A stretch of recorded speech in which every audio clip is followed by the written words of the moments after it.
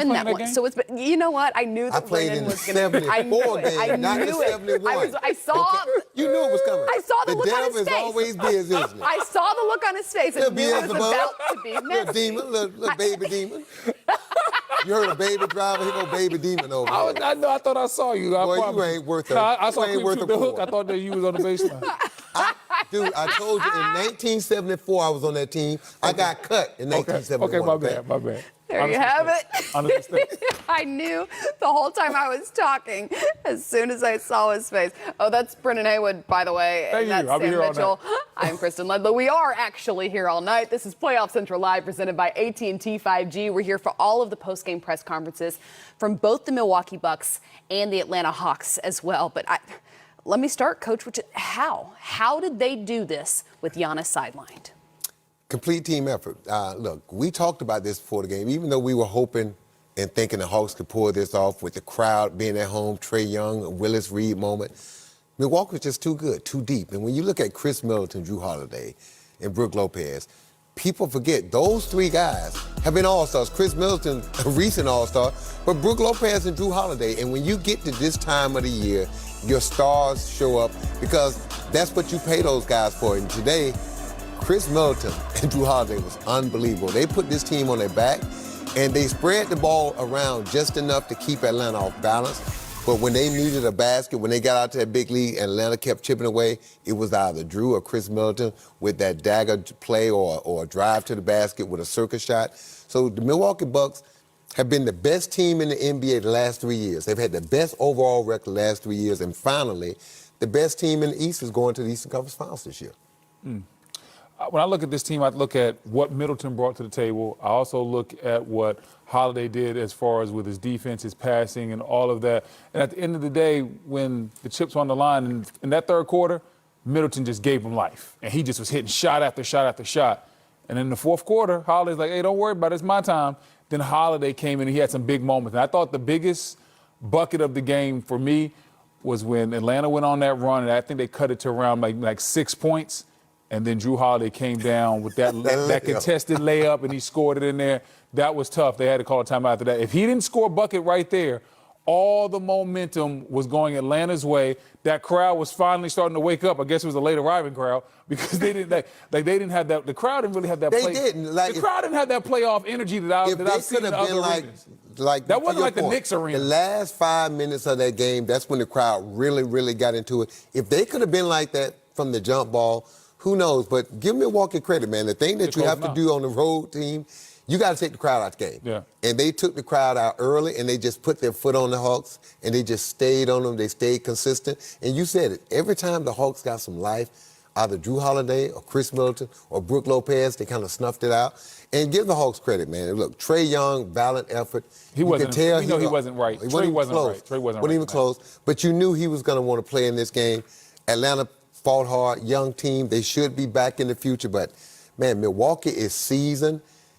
They got the right veterans. He's an emerging superstar in this league. And there's not many guys that can do what he does. And what I mean by that is there's some guys that can score, and then there's some guys that can pass. But there aren't many guys that in playoff games they can go like, hey, I'm about to hit you for 40 and I'm going to get 10 assists. Most guys aren't able to diversify the way Trae does. And then he is so small, but yet he gets down the lane, and with that floater, it's like he plays big. It's like he's 6'5", even though he's only 6 feet tall. So Trae has announced to the NBA world, hey, I've arrived. I'm not just here getting stats. Because, last year around All-Star time, Sam, last year's All-Star, not this year. Last year, he just gets stats. They're talking about, does he impact winning and all that? And this year, he wasn't even an All-Star, even though I think he deserved to be. Well, now we know he's definitely an All-Star. He does impact winning, and now the rest of the league knows. Because when you do it on the big stage like this, there's no other games being played. You have great games in the regular season. There's maybe 13, 14 games on that night. But in the playoffs, everybody's just watching you, and they watch Trae grow up right before our eyes. I agree. Everybody kept saying, the comparison with Luka and Trae. Did the Hawks make a mistake, right? Look at what Luka's doing. Well, look at what Trae's done. If I remember correctly, the Dallas Mavericks went home in the first round. Trae Young took his team to a Game 6 of the Eastern Conference Finals. Don't do that. Well, I'm not comparing, but these two are always going to be compared by where they drafted. But I think it's time now to close that gap. Yes. For a long time, everybody had Luka up here and Trey as one of those guys, just a good player that could get his.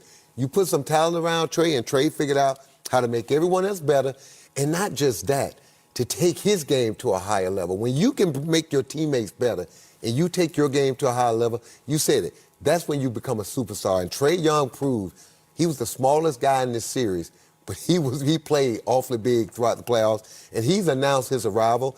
This Hawks team announced their arrival, and I expect them to be in the fight in the Eastern Conference for years to come. And when you say that Trey has closed the gap between him and Luka, something else that closes that gap, they got Cam Reddish in that deal. That's because right. They got the 10th pick, which turned into Cam Reddish. And it was a little rough starting out for him his rookie year, but now we're seeing him start to grow into something. What we're hoping is that these last couple of games where we've seen him really step up and play and hit shots the way he did, we're hoping that springboards him and gets his confidence going so that he can be that 3-and-D guy that they drafted him to be. Because if Cam Reddish steps up the way he did in this series, and then they get DeAndre Hunter. It's going to be a lopsided trade. And then we get DeAndre Hunter back. Yep.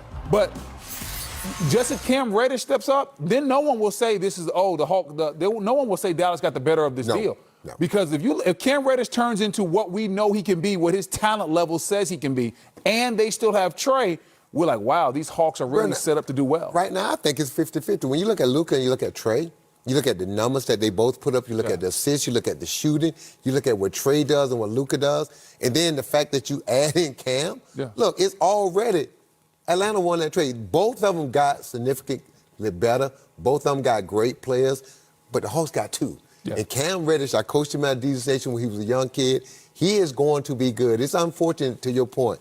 This might have been a different series if Hunter and Cam Reddish would have been healthy throughout the playoffs. Right. Without a doubt, a stunning run by the Atlanta Hawks, the 5 seed in the Eastern Conference, finishing in Game 6 of the Eastern Conference Finals. Let's go ahead and listen in to Coach Nate McMillan.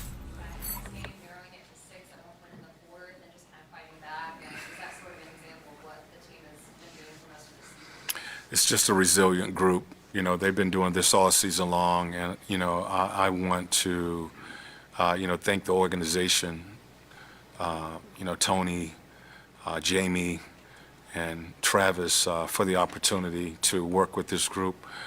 They've been a great group all season long. You know, it was a huge challenge for this was let go. And I challenged those guys to be better, to do better, to sacrifice, to commit to each other, and they did. It just shows that when you get a group of guys just working together for the same common goal, they have talent. Every NBA team has talent. You can win games. And, what they did this season is hard work. It was sacrificing. It was committing to each other. It was trusting each other. And the effort was there every single night.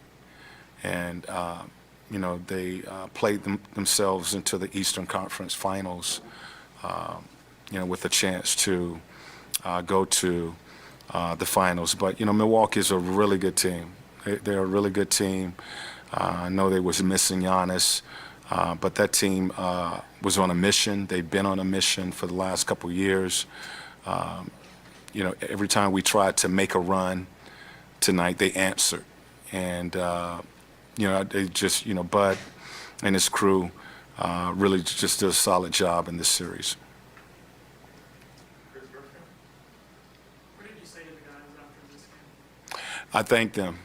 I thank them for committing. I thank them for sacrificing. I thank them for trusting and believing. Because none of this would have happened if we didn't do all of those things. And they did. They sacrificed. They committed. They believed in what we were trying to do here. The changes that we were trying to make, taking that next step, committing to each other, playing the game the right way, playing the game together.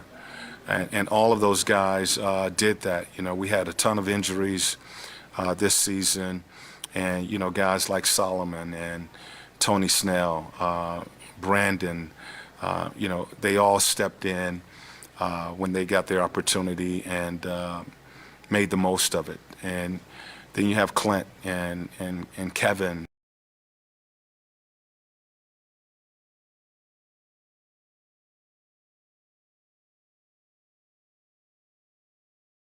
And Bogey, you know, Cam comes back from an injury and gives us a lift. You know, Trey just, you know, I've seen a lot of growth in this team, in Trey leading this team. And as I, you know, told him, this wasn't a fluke. This wasn't luck. You know, he's built for this time of the season. And he did a hell of a job leading his team here.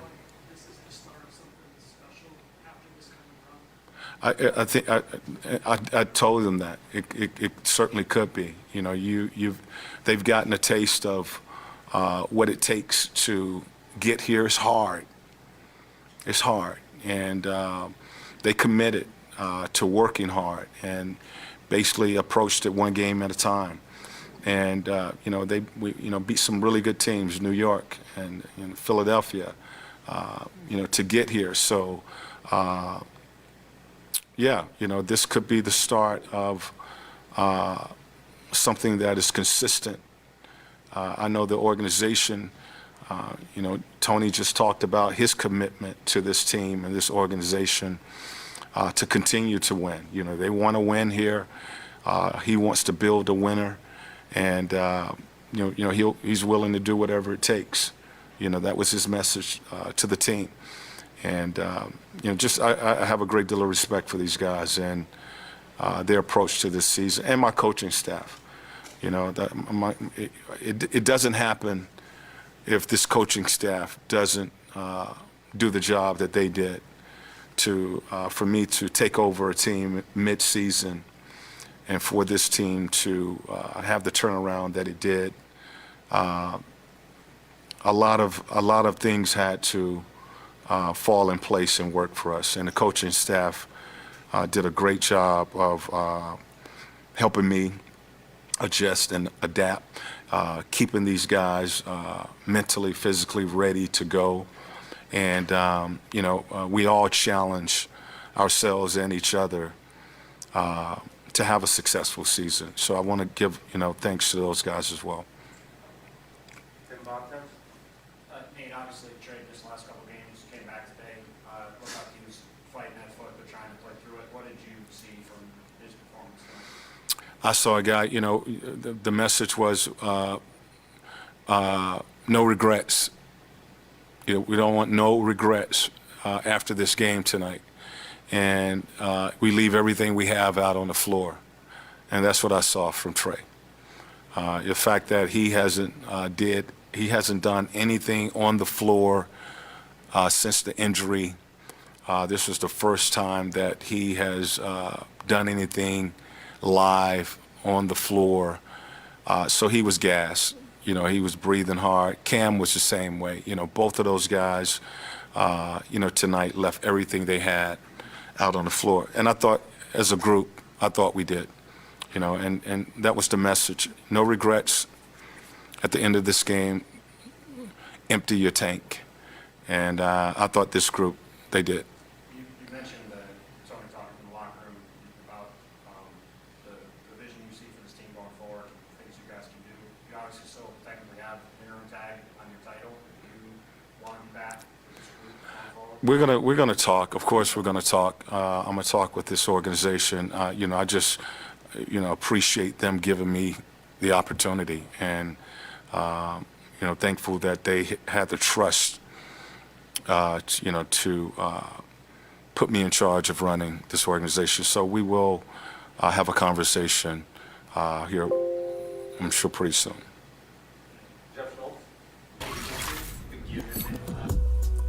We're taking a look at the Hawks season in review. Again, the 5th seed in the Eastern Conference playoff race, and took it to a Game 6 of the Eastern Conference Finals. They were 36-19. Finals. Here's Coach Mike Budenholzer. So much respect and congratulations to the Atlanta Hawks, Nate McMillan, the coaching job he did this year, their players. Just a tough series, and so impressed by them and so much respect for them. So feel fortunate to be moving on because they're a really good team, a really well coached team by Nate.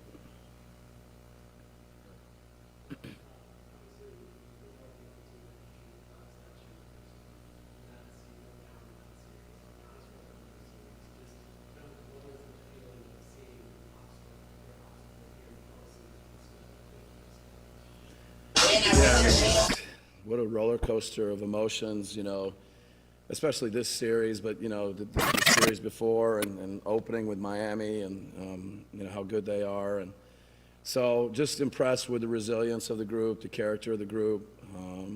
They have a focus and an edge that's put us in a good place, put us in an opportunity to keep playing, and so you got to deal with all those emotions, all the everything that goes into each round, and this group has been able to do that. It's impressive, but we got more to do.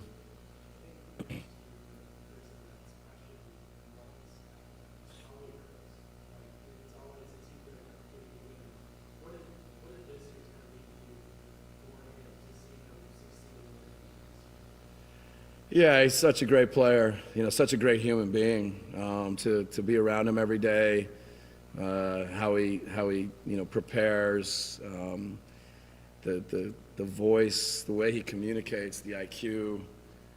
He's just, it's special for him to play the way he has, and now for him to be going to the NBA Finals.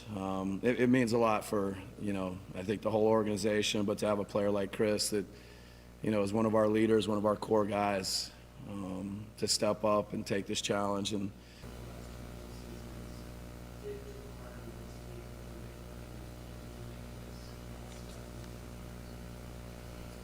every team's got a different journey. Every team's got to go through different things. Certainly, anytime you lose, you got to be honest with yourself. You got to look. You got to reflect, and try and get better. And so I think. Just like every team in the league, when this group hasn't been able to advance, hasn't been able to continue, it's hurt, it's been hard, and the offseason, the guys have put the work in, the players have put the work in, and I'm impressed with what they've done, really every year, but coming into this year, but there's still more to be done.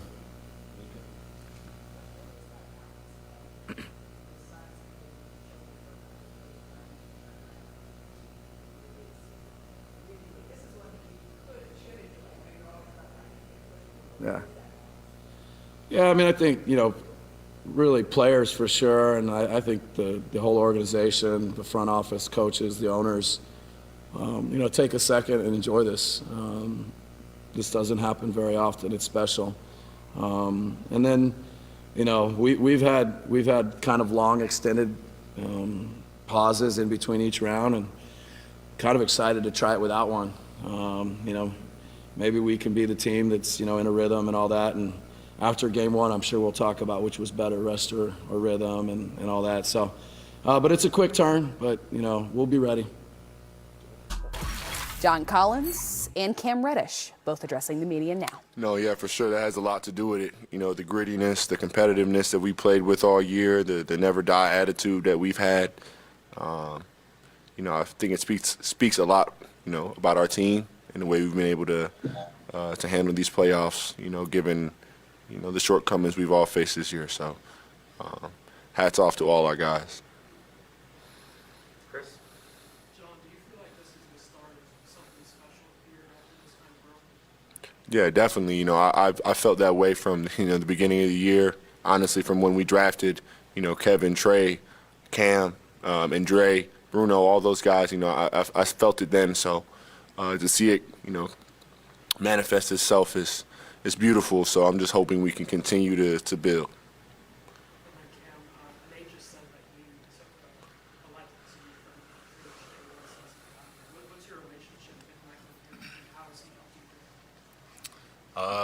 no, you're absolutely right. I mean, we kind of had a connection when I first met him. I mean, he just told me to just play my game. I ain't had that in a minute, man. So it felt good to just, have somebody feel like that was on my side. I'm always gonna have his back for sure. But good dude, great relationship. Jeff? For both of you, when did you first find out that Trey was going to play? Do you think you would try it all along, and then how quickly, sort of in the game, as you're watching it, did you realize, I mean, this guy's just got it out, but it's not going to be used for Trey? Yeah, I think I really, figured it out as we were, putting on our jerseys and just trying to, head out onto the court. It's really a game time decision on his part, and as you said, he went out there and competed his ass off. Competed like a true champ, and tried to just lay it out there on the line for his team, and that's all we can, respect from him. Tim? Obviously, I guess actually for both of you guys, Chris Middleton obviously has been a key guy for them in this series. What was he able to do in that second half that was able to kind of keep them? Hey, Jelani, can I get a question in here when you go to the Zoom?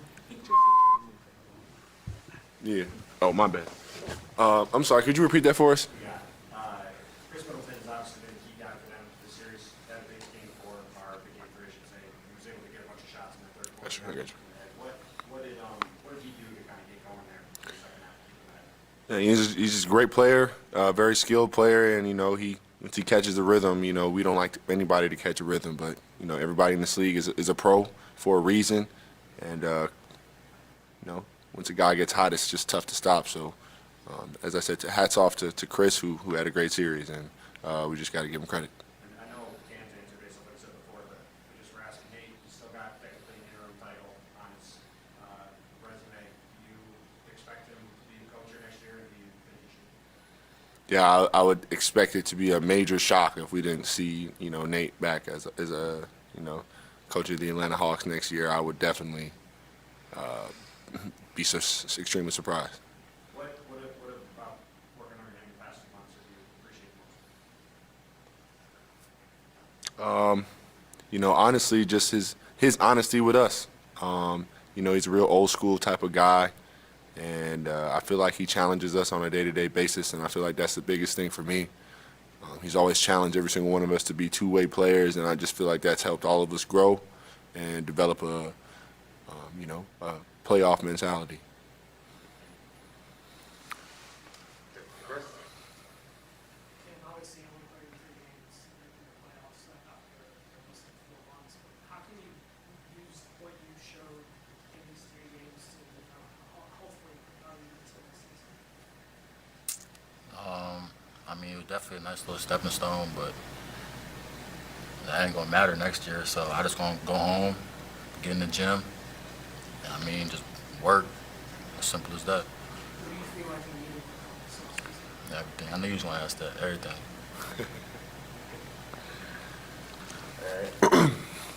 Jeff? John, I'm just wondering what your emotions are right now. On one hand, the end of any season is tough, but the flip side is you obviously had a great season and showing us promise for the future. I'm just wondering kind of where Yeah, it's a feeling I've never really felt before. Obviously feeling like we had a real chance to hold up that Larry O'Brien trophy, coming short, understanding all of the positive things that we've done in this year to help us get to this point, and all of the things that I didn't do or I feel like I could have done harder, or been locked in or more focused on are flooding in my mind as well. So, it's just a rush of a lot of emotions that I don't necessarily understand how to process yet, but I can tell you that I'm proud of just the group and the way we've battled and competed up to this point. Sarah? Hey, John. How is it tough? I guess just how tough is it that I know every team is kind of battling injuries right now. Even the Bucks with what's going on with Giannis. But is it just tough for it to kind of end on? Trey didn't fully, maybe wasn't 100%. I know you guys are missing DeAndre for a while. Do you let yourself wonder about that, or do you just kind of try to not think about that? No, of course, I don't like to see our guys down, but that's sort of the, issue or the Achilles heel for I feel like our team and a lot of teams this year is we've never really had a chance to truly have a fully healthy roster with the change in schedule and COVID tests and no practices and a bunch of stuff that we don't necessarily talk about. But we don't like to make excuses, and I felt like that's why we were as competitive as we were, is because we didn't use it as an excuse the entire year. We just competed. First question from Zoom comes from Zach Klein. John, the future is bright to say the least in this city. The fact that you guys put Hawks basketball back on the map, your feeling towards that and the future of this team, this core. Yeah, it started with our young core that we were, drafted and stuck together. We have a great relationship, and I felt like what we've been able to do this year, as I said before, in the midst of all the chaos and new obstacles that we had to overcome, is a big stepping stone for us going into the future, and we just got to build on that. Maria Martin. John, kind of building off of Zach's question a little bit, what makes you feel like this team is now built for sustainable success? Well, I feel like it was the one thing that we were missing, and that was the playoff experience. We got to taste a little bit of that. Obviously, it didn't end the way we wanted, but I feel like that was the most important part. I definitely feel like we have the young talent. Dre, myself, Cam, Trey, everybody here. I feel like, the young core is here, the veterans are here, the coaching. We just needed some experience to sort of hang our hat on and understand what it feels like. Brandon Harper. Hey, Cam, you had a heck of a game today. 6 threes coming off the bench, which is a record for a Hawks player coming off the bench in the playoffs. A lot of guys in the league, a lot of young guys who you come up with through the AAU circuit give you a lot of respect and they know your game. But for a lot of other people in the league who may not have known what you can do, what do you think you showed them since you've been back? I don't do it on both sides of the ball. I'm going to get after it defensively, offensively. It don't even matter. I don't really know how else to say it. It's pretty self-explanatory, I feel like. In the most respectful way possible, by the way. I ain't trying to be,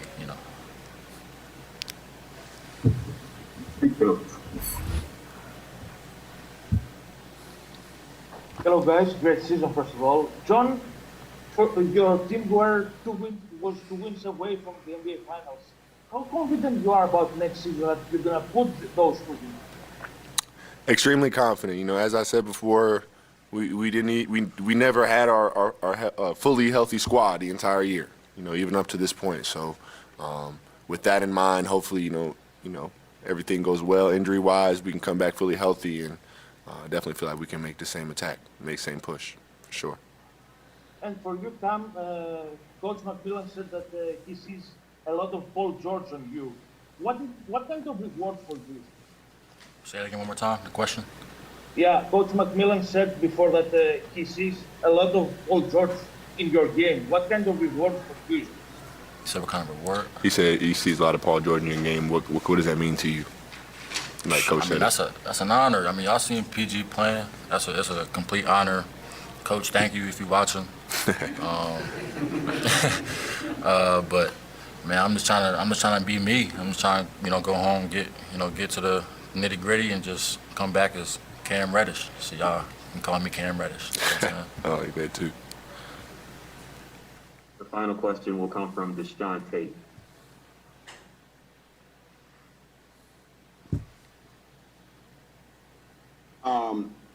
Two-part question. I guess the first part for you guys is what is it exactly that you want Hawks Nation, who have been down with you guys for so long, especially with there being a time that you guys were really playing so well as a team, to show in the results all the way up until this point. What is it that you want people and Hawks fans that stuck with you through that process to remember the most about this season?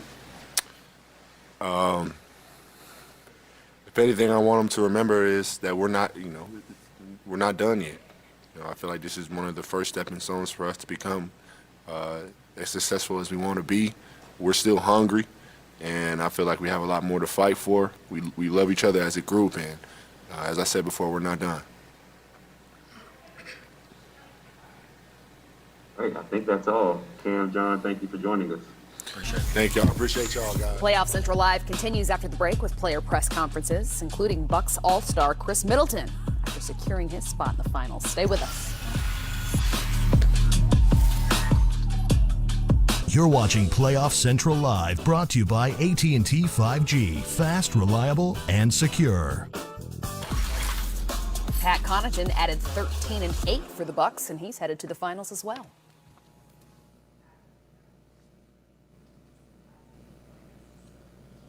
Feels great. I mean, there's really not a lot of words for it. It's been our goal, obviously, I think since I got here. But the guys in that locker room and, the coaching staff, the organization, front office owners, the countless hours that we've put in together, put in individually, to have it all come to fruition, to fight through, COVID, injuries, all sorts of adversity, bumps, bruises, whatever it might be. The resiliency that this team showed, I think, kind of speaks to our character, and that's why, we've been fortunate to put ourselves in a position to compete for the NBA Finals.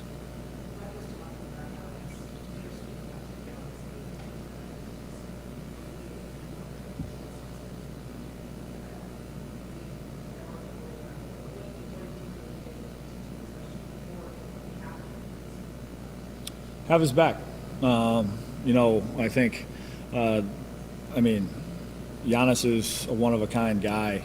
We obviously all see his basketball talent, but as a human being, he's one of a kind. It's one of the reasons I wanted to stay here, want to continue to stay here and play by his side, because the things that he does, both on and off the court, the type of person he is, that's, in my opinion, one of the biggest things that we did the last two games was play for him. We know all that he gives, his body, his time, energy, effort, blood, sweat, tears. So to be out there and to kind of have his back and hold down the fort while he's coming back from injury, I think just kind of shows the character of the team, the character of the organization, and that we do have a true team. Trae Young with a stunning postseason run. He's at the podium now. Yes, of course. I definitely feel like this is the start. This is the beginning. Like we've accomplished so much in this year, but just the guys in the locker room, the young guys, like we all understand that this is just the beginning. And it's fun. We have the city excited, and we want to keep it this way.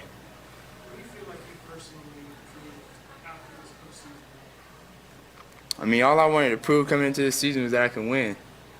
I remember Sarah asked me that before the season started, and I just remember telling her that I didn't care about no individual things, accolades, anything else. I just cared about winning, and I think hopefully people have a different mindset when they look at me in that type of light.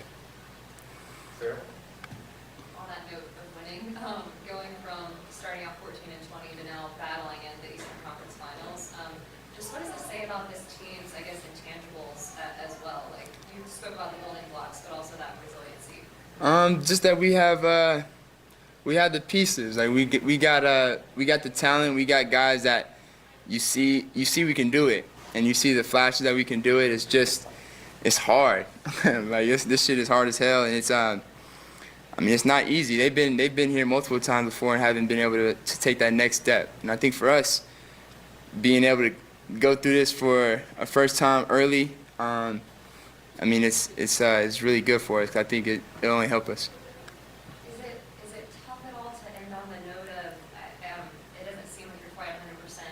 Is it? And I know you guys have battled the injury bug all year. DeAndre's been out. Yeah. Is it tough to end on a note where you're not full force? Of course. Everybody in this playoffs, they don't want players hurt. And for me, not being able to be out there for my team for 2 games, and then tonight, just wanting to battle and try to fight through it as much as I could, and try to be out there for my team. It's definitely frustrating not being healthy and not being able to give my full 100%. I definitely was a little bit frustrated. Jeff Schultz, you knew when you woke up this morning this was a potential elimination game tonight. Was anything going to keep you off the court? Not from trying.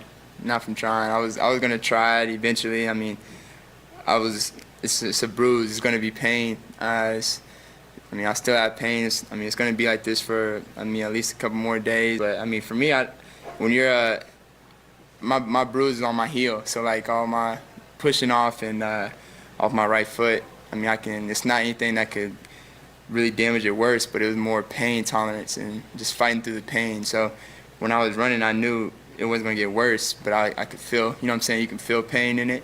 And that's all it was. There was a point, it might have been when you came out of the game in the first quarter, where you kind of slammed your hand down on the chair. Was that just frustration? Yeah, it's just frustrating just being rusty early on. It was just me being rusty, and I was mad. I made some few of my mistakes.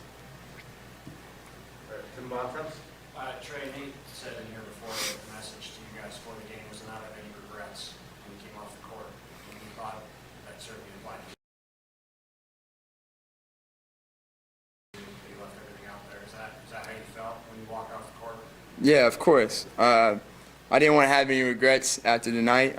Didn't want to go, not play, and then think to myself all off season if I could have been out there and played. If I could have helped my team at all in any way, it would have hurt me. So just go out and just play and at least leave it all out there on the floor. That's all we could do. We haven't had a chance to talk to you the past couple of days. Well, what was it? Obviously, you've shown to be a pretty intense competitor. I imagine it's been pretty tough for you to have to sit and watch a couple of playoff games. Yeah, no. It's the Eastern Conference Finals. I don't want to miss any games. I don't miss regular season games. So, like my rookie year, I didn't miss any games besides the last one, and it was to get Cam Reddish. So, I don't like missing games. Period. So, Eastern Conference Finals, I didn't want to miss any game, but it's just sucks. It's just how it happened. I think I will know what your answer is, but Nate's still technically an interim coach.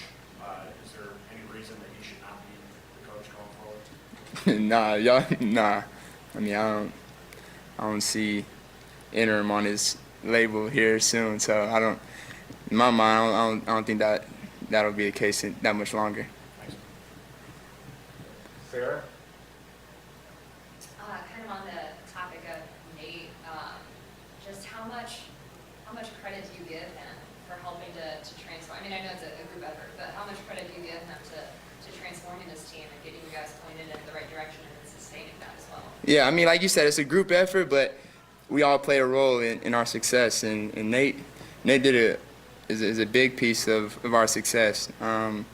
Just his trust in me, his belief in everybody. His competitiveness, it really rubbed off on everybody, and we were all really fighting for each other and believed in each other, and I think it all started from his messages, and you could tell it really was a trickle-down effect to everybody in the locker room. So I think when it comes to his part of our success, I think that's the big thing. Chris? What do you feel like this team needed to change when he took over taking it to this point? Say that again, I'm sorry. What do you think this team needed to change to get to this point after Nate took over? I think we just needed to, I don't know, I felt like we had the talent the whole time. I felt like we had the talent from the beginning, and we just needed to find a way to put it together and really buy into each other. And I think also guys got back healthy. After we got guys healthy, we really just fought and we just battled all season, and it turned our 14-20 season to totally different. So I think it was really, we just bought into each other, and we just kept fighting. We never gave up. What makes you confident that this is the group that could potentially bring a title to? First of all, I always have confidence in myself, and I know the guys in this locker room we always have confidence, and I think the thing to be special with any group is we have to have confidence, and this group has that, and it's a big part of what Nate preaches. Go out there and play confident, and I think the group we have, can do that. Following that up, Trey, just what's the biggest thing you learned this year about what it takes to playing at a high level? I mean, just you personally, the team. Yeah, I mean, one thing I learned this year, you got to be a high seed. I mean, home court advantage is a big thing. And I think for me, understanding and going through this process now is like, all right, we got into the playoffs. Now we did a lot of things, but we kind of made it hard on ourselves. Like, let's make it a little bit easier and play in some more home games. And I think for us, that's the next step for us is, I mean, trying to build towards home court advantage. And sorry, one last follow-up on the injury. If this was a regular season injury, how long do you think you would have sat out? I'd have been out. I mean, depends on where we are. Weeks? I mean, I don't know. A lot of people didn't think I would play, but I didn't care. All right, the Lions now take over with the Zoom room. We'll start with Steve Hummer. Yeah, Trey, as you were leaving the court, off the court, going to the locker room, you seemed to yell something up at the crowd. I think I know what you said, but my lip reading from way out high might be a little off. What did you tell them? What did you think? I want to hear it. Or we get the lights back. I thought you said we'll be back. Yeah, you were right. You was right. No, I definitely believe we'll be back. I feel like we'll be back, and I meant that with my whole heart. Jack Klein. John was talking about the importance of getting this far with this young crew and experiencing the playoffs, Trey. Is that all it is? Or is there something that, when you look at Milwaukee, what they have encompassed as a roster that's needed to get to that next step? Yeah, it's this whole thing is about experience. You have to go through it you really have to go through this.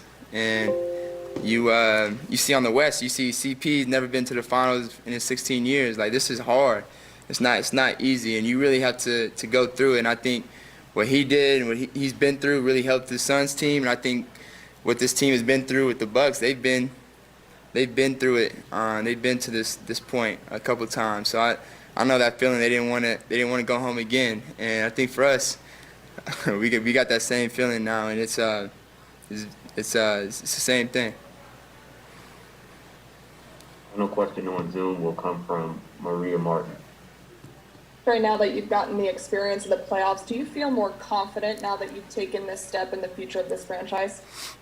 Definitely. I mean, like I just said, when you go through experience and we've been through it and we've succeeded at a high level in these playoffs, and I think with that we can only build off that. And it's been a special year, and I'm excited about what's to come. Thank you, Trey. Cool. Drew Holiday and the Bucks win Game 6 to advance to the finals. He's addressing the media now. Man, I don't know. This is the first time I've been in this position. Man, I've been so blessed over the last couple years with everything going on to be able to land in a spot like this to fulfill my dream. So God's blessed me and put me in the position just to go to the fight. I mean, it's still sinking in, and I'm trying to come down, but it's I don't know, man. Words can't really describe it right now.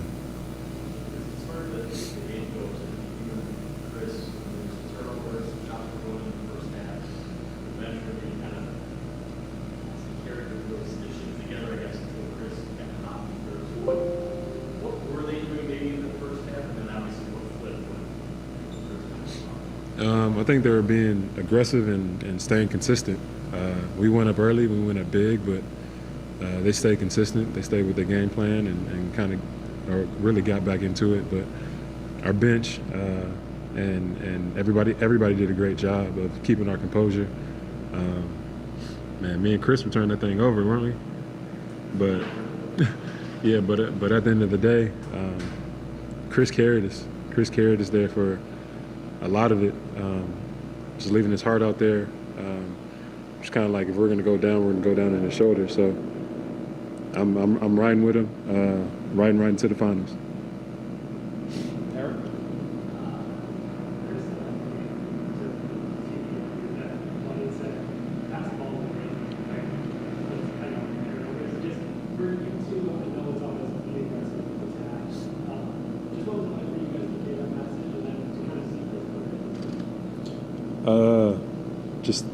A professional and a basketball player.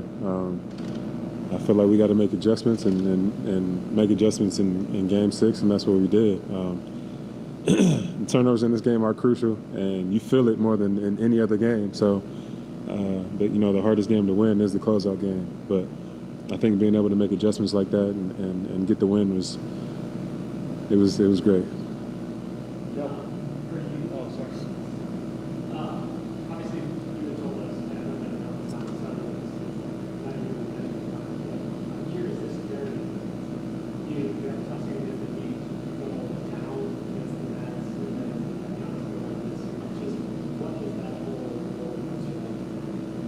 Man, it's a story that I get to tell my kids. It's a story that I get to tell people, and that's one of the coolest things. Playing against the Heat and what we did against them, and then coming back against Brooklyn, one of the most talented teams in the league or ever, honestly, against one of the best, top 3 of the greatest scorers of our game. And then, man, a great Atlanta team. Young team, but they have some crucial players. Lou Will, to me, is their X factor. If he's on and playing well, they're hard to beat. They're a tough team, but I'm glad to see everything they've done, man. This is just really exciting for me. Like I don't really necessarily feel bad for him, but I'm really happy.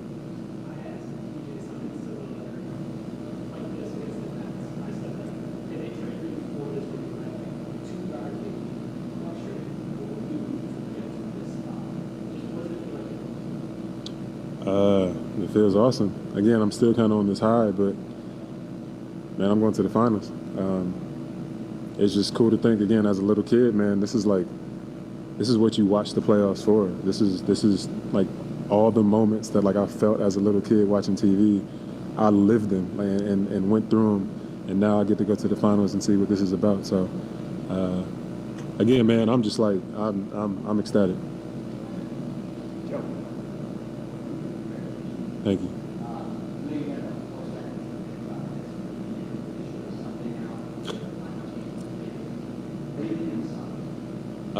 Tough team. They play hard. They play together. They play fast. Have a lot of talent at every position. They guard the ball very well. They guard the 3 pretty well too. So definitely a team that I feel like is similar to us at every position. Very, very talented, and somebody could just go out for a great game. So, and I got that boy Book over there. So it's gonna be fun.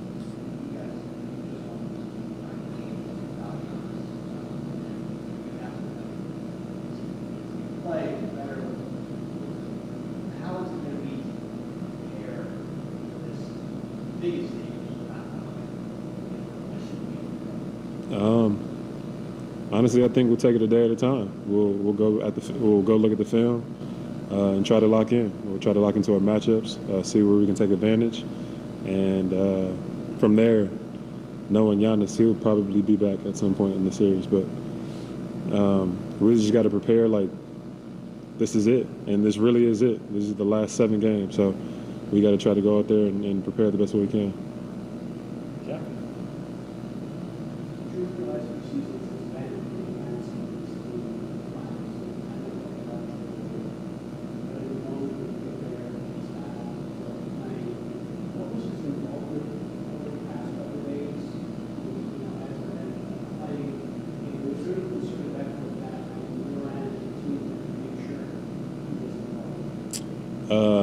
I guess I'll start with your second question. It wasn't any effort from us. It was all Giannis. This is probably the most I've seen Giannis talk the whole game. I know usually when he's on the court and he's racing through 5 people and blocking shots. You're tired. He's tired and he's playing, but man, he's motivating everybody. He's motivating me, telling me to push the pace, keep on being aggressive. He's telling me to lock people up. I feel like what he brought to the game today, how he leads us, and again, he is pretty quiet, but how talkative he's been has been awesome for us and very, very encouraging. The assist of the night is presented by State Farm, and I ain't seen Brooke dunk this much since he was in New Jersey. I got a bit ahead of myself, but here's Chris now. just keep playing. Sometimes it's gonna go your way, sometimes it's not. But as long as I stay the course, that's all I can be in control of. But I can't control the ball go in, some turnovers I can't control. Some just play my game. Don't worry about too much else.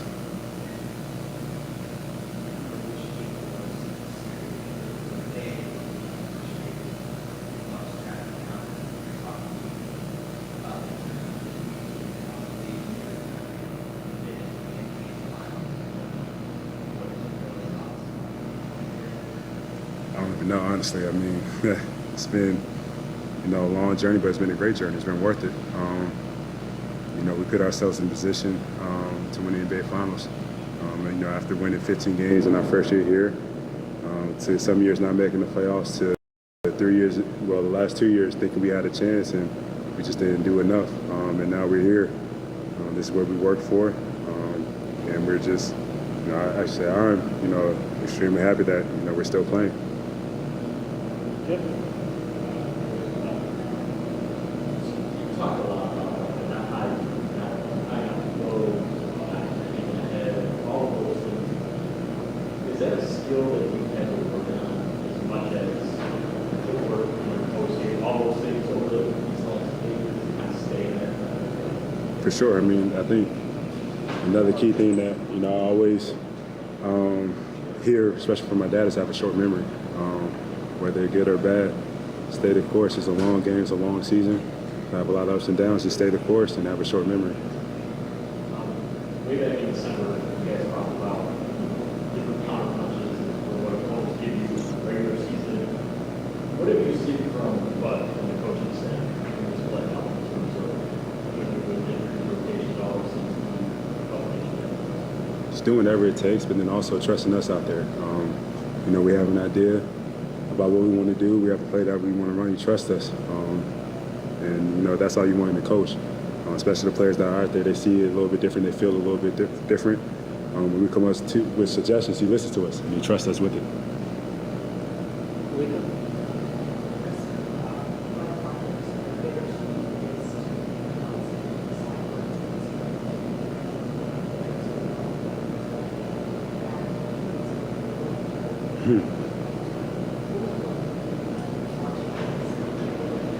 The last part? Yeah. No, I definitely wish, he was out there with us, but, he's still here with us. I mean, like, on the bench cheering us on, talking to us during the game. He's still a part of it, whether he's playing or not. Hopefully we get him back out there soon. But, I think, he still appreciates it all. I'm sure he thinks or wishes he was out there playing, but it still means everything to him, the same amount that, we still, got a chance to play for an NBA Final. Right in the back.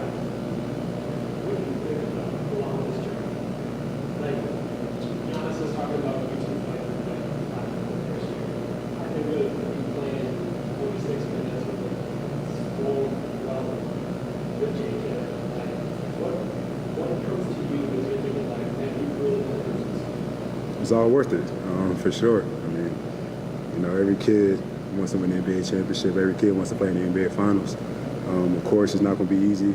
You're going to fail a lot. But when you stay with it, it makes it all worth it, for sure.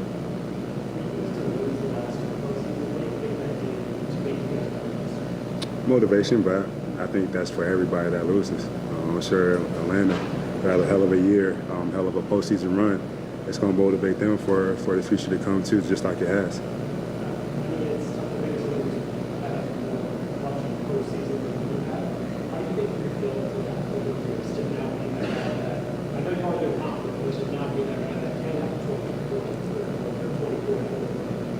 Just stay in the moment. Don't think about the situation. Don't think about what game it is. Just to take it possession by possession.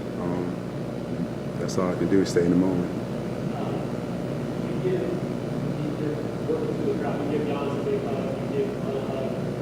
That's kind of the triangle. Like, you guys are at the breakfast to start this all. Like, what is it like to have all of the three Giannis by your side?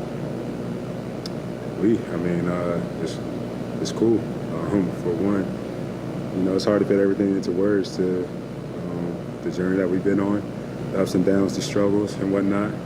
But like I said, to still be competing to be the last two teams standing. It's a great feeling. Eric, over you on Zoom. Mark Schwartz. Chris, congratulations on another great game. Thank you. Drew said something about you just now that I thought was really interesting. And in the midst of complimenting you about all the things you did, scoring 16 straight points and 23 and a quarter, he said, Chris doesn't care. How would you explain that part of it, allowing you to put those kind of shots up under that kind of pressure in this kind of game? Just want to win.